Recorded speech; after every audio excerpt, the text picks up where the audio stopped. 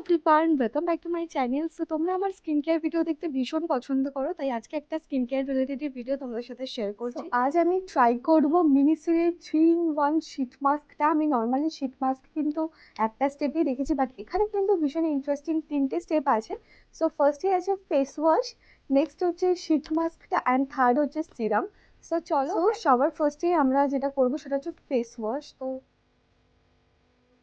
তো আমি face wash করে চলে এসেছি, আর আমার ফেসটা ভালো ড্রাই ফিল হচ্ছে, খুব একটা স্মুথ ফিল আমার হচ্ছে না। হচ্ছে শীট মাস্ক।